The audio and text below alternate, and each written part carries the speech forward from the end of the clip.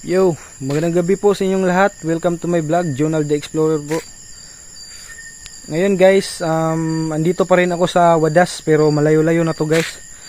Dati nung una kong upload ng video ko, merong nagtag sa akin na dito daw sa Wadas. Kasi nga hunted na tong daan na to guys. Meron kasing pinatay gilid lang sa tapat ng kawayan guys, ginit-gita ng liig, pinutulan ng ulo ba. Tinorture guys, estudyante. So ngayon, kung totoo ba, tunay ba talaga yung sinasabi ng mga taga rito, yung tropa ko nga, gigil na puntahan ko daw, i-explore ko daw kasi may nakita siyang white lady sa tapat guys ng MRF. Kaya puntahan natin, hunted daw kasi ito eh. So let's see. Ayan guys, may aso nakaabang sa atin guys. Ayan guys.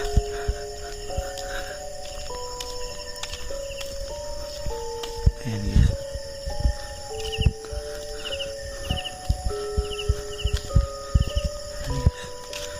Saan kaya yun pumunta? Ayan guys oh.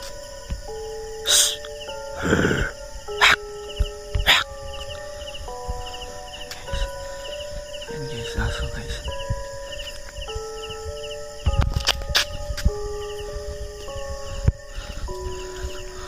May gagamba po guys oh.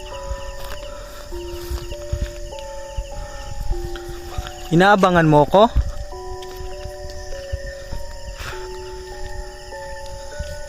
biglang nawala guys. Ayun na yun. Guys, ito rin yung aso. Oh, ayun oh. Umakyat sa taas guys. Ito rin yung aso na nakita natin nung pag-upload natin guys. Nung bagong upload natin oh. Ayan. Yan rin. Ayan o, ayan yung mata o. Sinusundan tayo guys. Pero wag yan, proceed tayo sa tingnan nyo.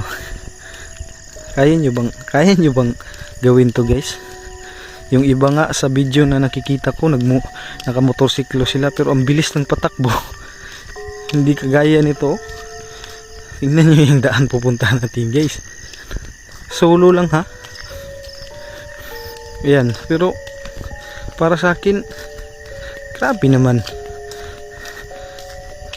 immune na kasi ako nito. Kaya mga bagay-bagay na aswang, mga multo nako. Ayan, pansin nyo gano'n yan kalibon guys. Ano na. So sa mga nagsasabi na mas nakakatakot daw sa simbahan kaysa sa sementeryo, paano nyo nasabi pre? Imbis na ligtas nga sa simbahan kasi mga kaluluwa na lang yan, kahit naririnig natin yung mga busis niyan, anong nakakatakot doon? Kaluluwa na lang yan. Anong gagawin yan sa'yo? Oo nga, magpapakita yan sa'yo pero walang gagawin yan.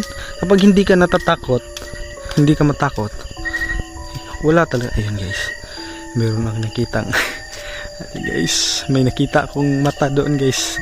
Malayo kasi hindi abot ng range ng flashlight guys. Grabe talaga. Oh, baka sabihin yung may mga bahay dito. Oh, ayan. So kaya nyo bang mag-explore dito ng nag-iisa lang? Walang kasama yan. Tingnan nyo. So ang oras natin, ayun, 3 AM. So ayun oh, malaki yung buwan guys oh. Buwan yun. Wait. Wag maingay guys. Wait, sabay-sabay natin pakinggan guys.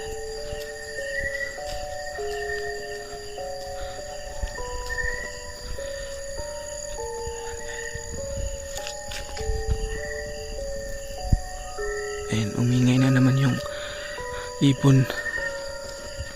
So sa mga nagsasabi diyang mas nakakatakot yung simbahan kaysa sementeryo, gagi, para sa akin mas nakakatakot yung sementeryo kasi may mga aswang dyan. Kasi yung aswang takot yan sa simbahan oh. Duwag ka lang siguro kaya mas sinasabi mong mas nakakatakot yung simbahan kaysa sa sementeryo. O dyan, dito na guys, nandito na tayo guys. Shoutout sa'yo, Boss Inting, Vincent Fernandez, Pagunasan. Bay, naanak ko diri sa site nga imong gingon bay. So sinabi niya kahapon dito raw, nakakita raw siya ng white lady. Walang masyadong dumadaang motor dito guys, kasi nga takot na takot sila kasi dito. So nung doon pa lang ako guys, may nakita talaga ako guys, isang mata dito guys. Oh, nakaabang sa akin guys dito. Kaso lang hindi abot ng flashlight natin, tsaka ang taas ng range dito guys, imarep pa yan. Tumitindig yung balahibo ko kasi nga may tinurture kasi dito. O dito guys, dito sa likuran. Ayan, dyan guys, dyan kinatay guys, ginitgita ng liig. Ano, tabi po. So ayan guys, oh, tingnan nyo naman ang dilim ng daan. Uuwi pa tayo.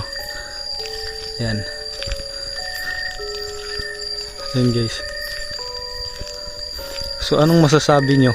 Shout out sa mga taga Wadas. Pinuntahan ko tong daan na to.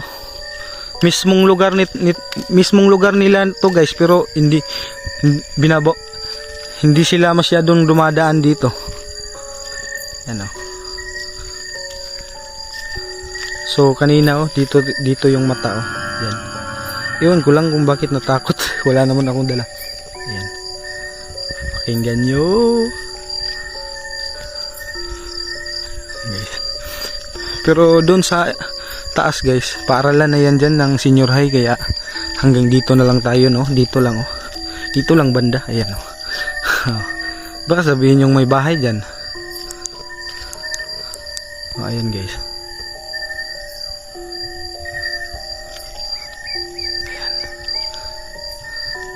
Diyan guys, white lady daw guys, diyan nakatayo, sabi ng tropa ko.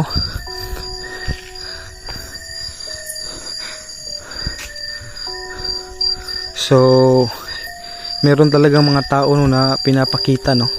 Hindi ko masasabing pinapakita ka lang kasi may third eye ka. Siguro nagpapakita sa'yo kasi may balak na takutin ka. Pero sa akin, kapag nagpapakita yan, lalapitan ko pa yan. Oh, lalapitan ko yan guys. Kaya soon, kapag nakaangat na tayo na sa ating pagbablog, yung mga hotel dyan, ng mga mas nakakatakot, puntahan natin yan guys. Kahit malayo, Manila pa yan or Davao. Ang ingay. Ayan guys, pakinggan nyo.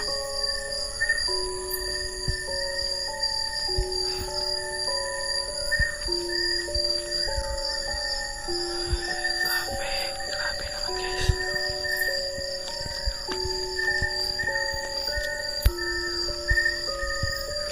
So wala naman pala eh.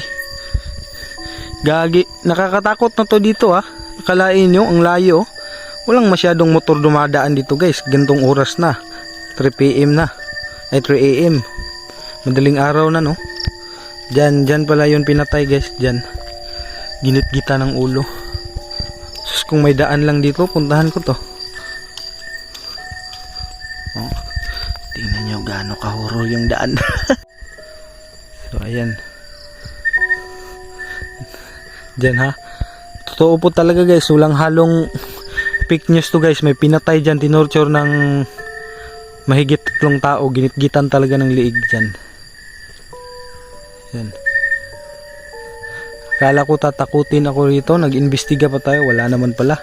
So dyan daw no. White lady nakita ni tropa ko na taga rito. So tara, uwi na tayo. Grabe naman to.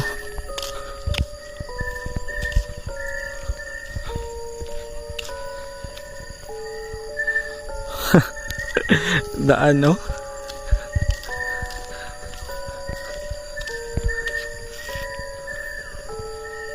Ay nako.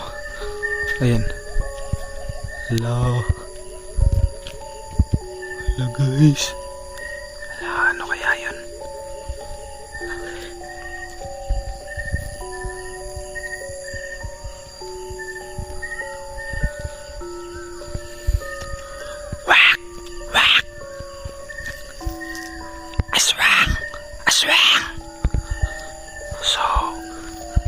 So, hinahamon pa natin sila guys.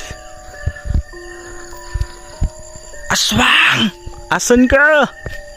Magpakita ka sa akin, bardagulan tayo.